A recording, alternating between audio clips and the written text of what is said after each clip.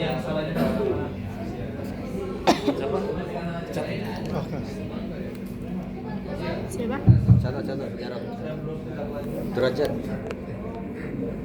Pusat dari kami Kementerian Agama dan gugus tugas Desa Pamijahan dan Desa Sesepanjang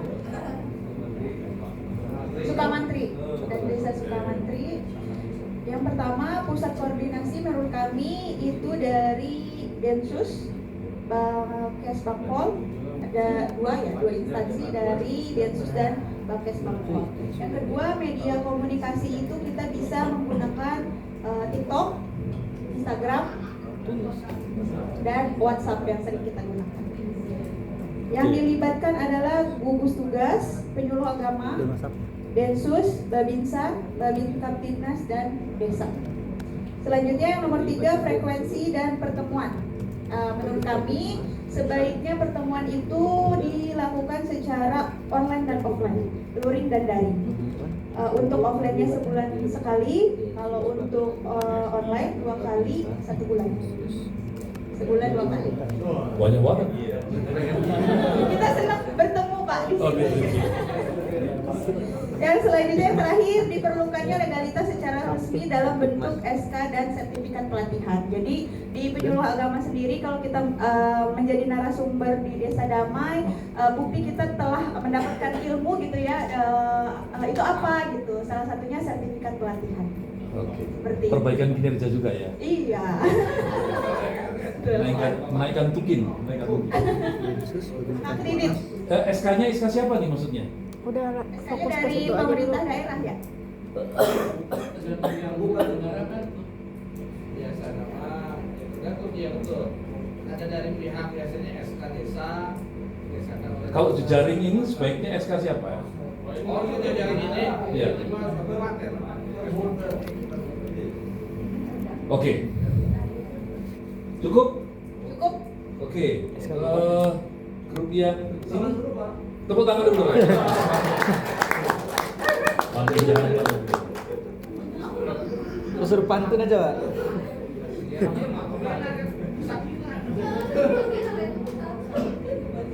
Baik, mungkin tidak jauh beda ya dengan grup sebelah ya. Kita dari sebelah mana ya? Sebelah belakang ya. Iya ya, dari koordinasi.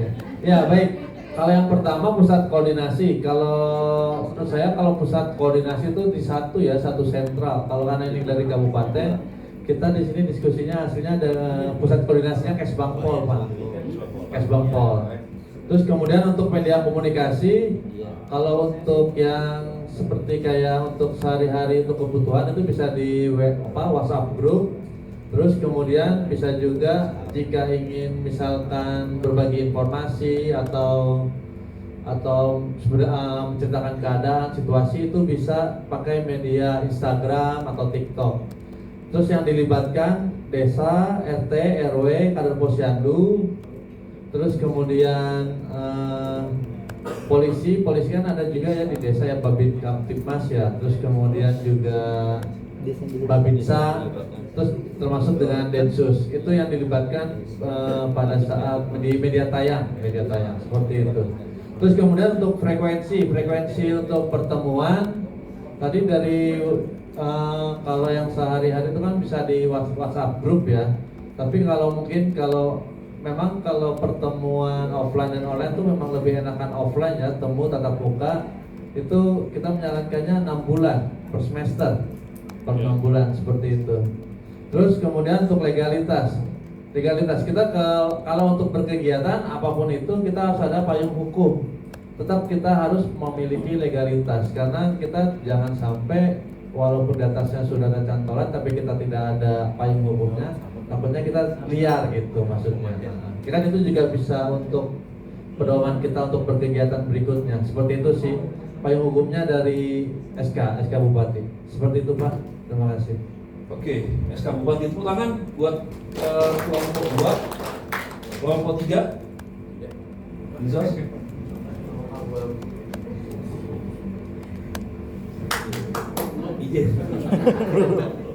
Izin kami dari Disub Capil, Dinsos, Densus sama sama Polres kita terkait dengan pusat koordinasi untuk OPD, Kes Bangpol sama Polres. Kenapa kita dua alasan tadi gitu kan, supaya tadi untuk OPD-nya mungkin leading sektornya di Kes Bangpol, mana nanti juga kita dapat informasi terkait update informasi dari ini dari Polres. Terus selanjutnya kaitannya media komunikasi sama kayak teman-teman yang di belakang, ada WhatsApp group, hanya saya ditambahkan dengan surat kunjungan ataupun surat edaran mungkin yang sifatnya nanti bisa dilakukan PDF. Selanjutnya juga di situ terkait dengan apa ya tadi itu stakeholder, kepala OPD dan frontliner yang masuk di saat ini. Selanjutnya terkait fungsi frekuensi pertemuan, kalau kami lebih kepada ketika ada hambatan ataupun permasalahan. Jadi tidak perlu ini karena mungkin saya paham di sini banyak kegiatannya. Jadi kita ketika ada case ataupun masalah yang tidak ada titik temu, ya sebaiknya ada diskusi ataupun ini yang sifatnya mungkin nanti ada pertemuan formal ataupun informal gitu. Selanjutnya terkait legalitas, menurut kami sama tadi sangat penting ya. Jadi posisinya itu harus ya bersifat kayak surat tugas dari pimpinan ataupun karena dalam hal ini mungkin kita belum ada terbuk terkait kaitannya legal formalnya, dan ditambah mungkin ada surat edaran. Oke. Mungkin teman-teman ada yang ditambahkan sebelum ditambah? Cukup? Oke, terima kasih. Tepuk tangan dong buat kelompok yang terakhir. Ini grup yang paling mewah. Silakan. Oh iya. Terima kasih, saya tinggal bacanya ini sudah dibuat sama ibu-ibu dan bapak. Instansi yang berwenang mengkoordinasikan jaring front liner itu yang pertama Kes Bangpol dan yang kedua Setda. Kenapa Setda? Ya karena Setda mempunyai tupoksi sebagai koordinasian. Berikutnya media komunikasi, apa yang efektif. Yang pertama surat menyurat atau surat resmi. Yang kedua media komunikasi atau WhatsApp ya. Dan siapa saja yang perlu dilibatkan dalam media komunikasi, tentunya semua undangan yang hari ini hadir Pak. Ditambah dengan nanti Setda sebagai koordinatornya. Frekuensi pertemuan, apakah diperlukan pertemuan rutin di jaring frontliner? Perlu kita jadwalkan per semester, per 6 bulan sekali Pak. Syukur-syukur nanti pas sebelum lebaran dapat THR.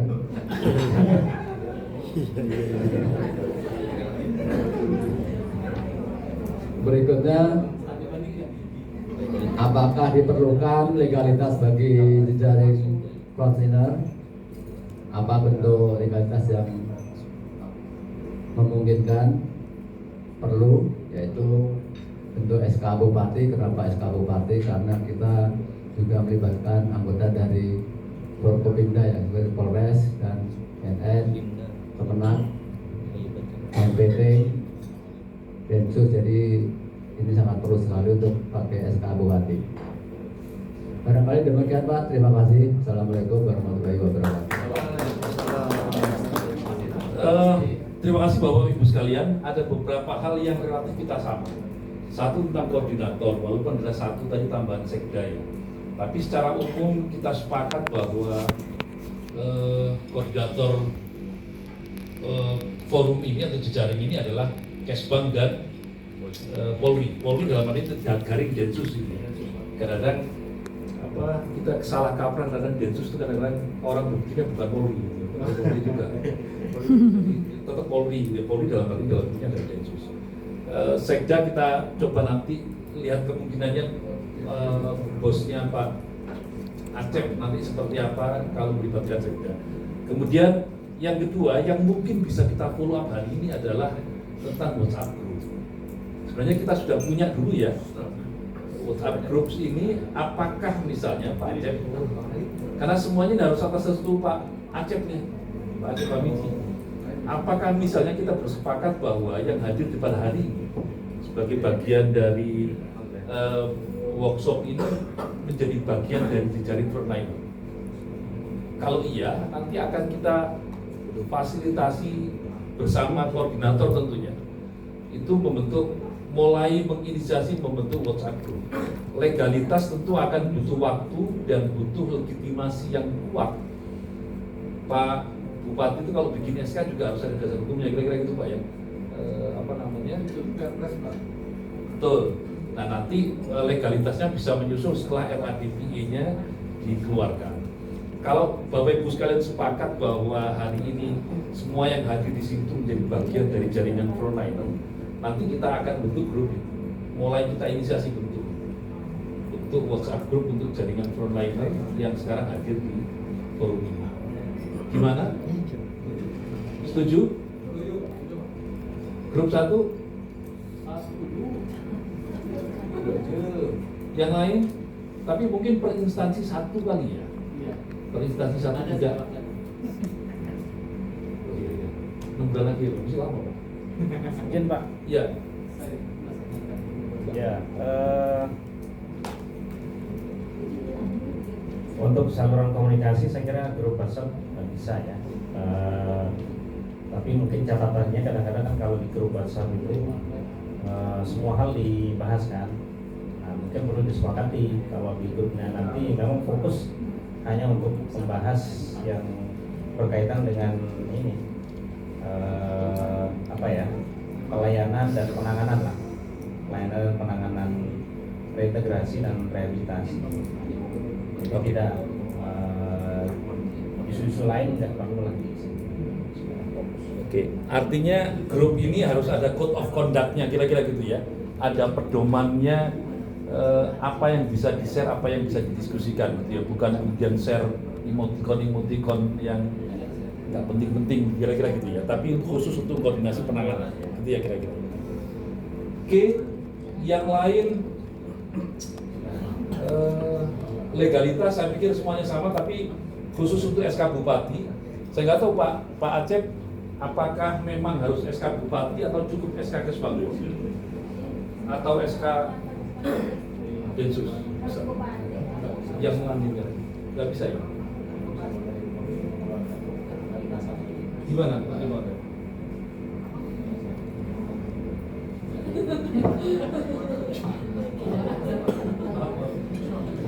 Izin Pak, menurut saya sih setelah kita pembahasan Perbu, kan kita undang stakeholder yang terkait, termasuk juga dari Densus, BNPT, sama Wayne Foundation. Kemudian setelah beres dari Perbu, kita kan Pokja beda lagi Bu, Pak SK-nya SK Pokja. Nah mungkin di sana kita diwacanakan untuk secara resmi perintah ini bisa di SK-kan. Tapi kita juga kan belum nampak, kita hari ini belum mengambil sikap karena sampai hari ini Bapak tadi janji kopinya saya belum baca Pak, harus dipelajari dulu karena ada beberapa poin yang pengalaman kami kemarin kaitan dengan Perbu, kita disesuaikan dengan situasi daerah masing-masing. Mungkin kalau Perpres itu kan skala nasional Pak, terus Perbu peraturan gubernur itu skala provinsi. Nah kalau di kami kan itu skala kabupaten. Apa sih yang urgent? Apa yang disampaikan dari DPKKB kaitan dengan asesmennya? Jadi kita pelajari dulu Pak Perpresnya itu sejauh mana bisa berkesinambungan di daerah. Itu aja sih Pak. Terima kasih Pak Hidayah. Assalamualaikum warahmatullahi wabarakatuh. Baik, terima kasih Pak. Kalau gitu kita langsung nyusun RTL-nya.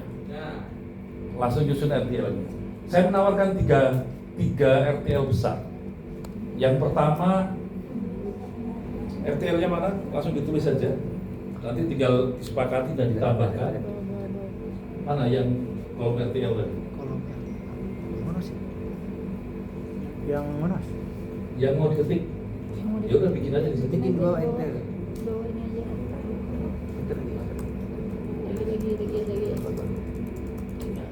Ah, Ya, oke. Jadi rencana tindak lanjut yang pertama yang paling urgent tadi disampaikan oleh Dinkes, disampaikan oleh Dinsos, disampaikan oleh saya harus baca DPMPTSP dan beberapa yang lain. Yang mesti dilakukan pertama adalah asesmen kebutuhan ex napiter. Itu nanti pemangku PIC-nya adalah Densus 88 dibantu oleh teman-teman inklusif dan Wahid Unik. Jadi kita melakukan asesmen mendalam kebutuhan teman-teman ex napiter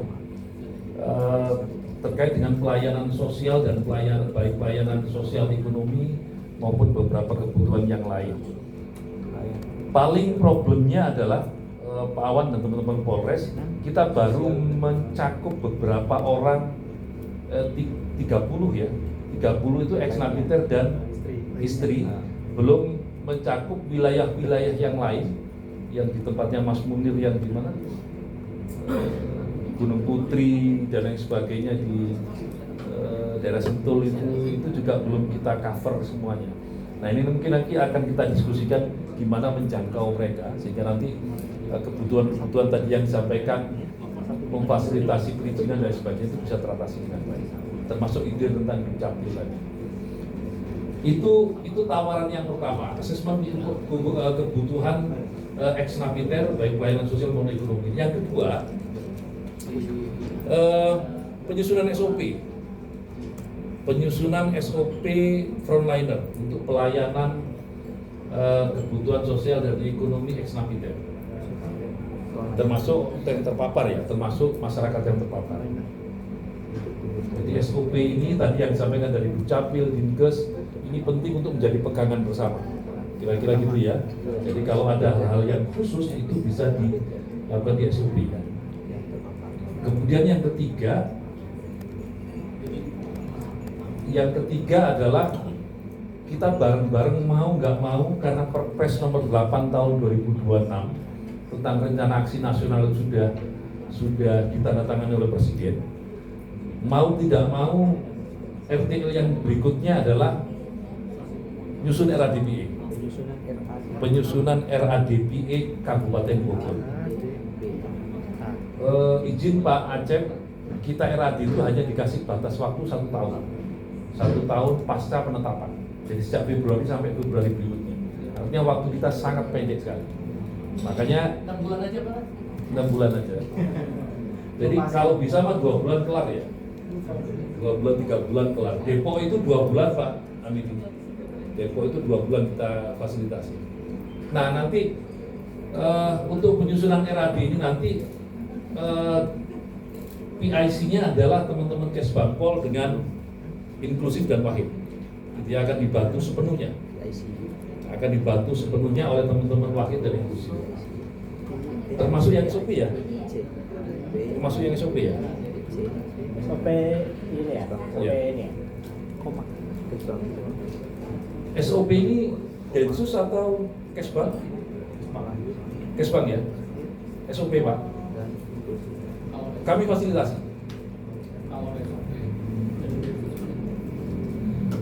Densus Kesbang, dua-duanya Pak? Dua-duanya Pak? Kita kan fasilitator Pak. Tapi tetap kita bantu, tetap kami bantu untuk nyusun bentuk SOP-nya seperti apa. Ada RTL yang lain? Paling tidak 1-2 bulan ini kita akan fokus di bagian ini ya, bagian ini. Dan akan kita mulai besok di tanggal 8, 9, 10 Mas Awan untuk asesmennya. Ada masukan yang lain? Pak Sugi, the final statement Ya, untuk ini, dukungan ini, salam dan terima kasih. untuk dukungan ini, bukan kita juga pembiayaan dana. Gini kok. Ya, Bapak Ibu sekalian, terima kasih sudah sudah menghasilkan satu output dari kegiatan kita, yaitu terbentuknya jejaring ya. Jejaring nanti saya kira untuk finalisasi dalam bentuk legal formal misalnya. Dan tadi Pak Acep sudah mengintrodusir soal rencana Perbub dan SK Bupati untuk RAD, dan mungkin nanti bisa salah satu yang bisa diintegrasikan ke sana. Nah, tapi sebelum sampai ke sana tentu jejaring ini kan harus tetap berjalan gitu ya, meskipun belum ada secara formal, secara resmi SK-nya, karena jejaring ini kan memang dibentuk berdasarkan kebutuhan ya, kebutuhan nyata yang memang sudah ada di hadapan kita, beberapa ex napiter yang memang membutuhkan penanganan dan pelayanan dan pendampingan gitu. Jadi memang kebutuhan itu harus diakomodir oleh keberadaan jejaring ini. Karena itu mungkin nanti grup WhatsApp itu akan menjadi wadah pertama gitu ya, wadah pertama untuk kita sharing mengenai masalah-masalah yang dihadapi dan kemudian bagaimana solusinya, bagaimana solusi untuk menangani dan menyelesaikan masalah-masalah tersebut gitu ya. Jadi meskipun mungkin nanti secara formal belum ada SK atau belum ada legal formalnya, secara praktis, secara pragmatis jejaring ini sudah bisa berjalan gitu ya, sudah bisa berjalan untuk melakukan penanganan ya, karena memang sebetulnya kan penanganan itu sudah berjalan seperti apa adanya. Yang sekarang ini kan hanya mengkoordinasi ya, mengintegrasikan kerja-kerja di masing-masing SKPD menjadi satu kesatuan ya, satu kesatuan bersama dalam bentuk kerja bersama. Nah, untuk kebutuhan misalnya nanti dibutuhkan pertemuan misalnya ya, pertemuan untuk koordinasi dari program ini, semoga bisa kita support gitu ya. Semoga bisa kita support misalnya untuk kegiatan satu kali pertemuan koordinasi misalnya untuk membahas kasus atau untuk membahas SOP-nya sendiri. Nanti coba kita lihat apakah mungkin kita bisa support ya dari program ya. Nanti coba kita lihat dan nanti akan kita komunikasikan dengan koordinator ya, koordinator jejaringnya ya. Tadi kan sudah ditetapkan ya, koordinatornya Kesbang ya. Nanti kami akan komunikasi dengan Kesbang untuk menyampaikan support apa yang bisa kita berikan untuk menopang atau untuk mendukung kegiatan-kegiatan misalnya pertemuan koordinasi di tingkat jejaring ini, jejaring frontliner gitu ya. Mungkin saya kira itu. Sekali lagi terima kasih untuk output yang kita hasilkan dari pertemuan ini. Baik, bagus sekali. Terakhir, saya pikir dalam waktu dekat izin Pak Acep Habibie, saya selalu minta izin ke beliau. Jadi untuk follow up ini saya pikir oleh bantuan karena mau pensiun. Izin untuk follow up ini saya pikir kita mesti ketemu minimal Pak Kabid atau Pak Kepala untuk follow up langkah lebih lanjut khususnya terkait dengan RAD. Kalau memang perlu teman-teman BNPT kita ajak nanti juga dengan teman-teman Densus dan Polres untuk bareng-bareng ngobrol mendorong penyusunan kebijakan RADP. Insya Allah nanti saya akan bawakan hard copy. Menyampaikan itu kan harus ada legalitas formalnya ya, karena rangkaiannya itu kan baru belum di SDD-nya. belum dipublikasi di website.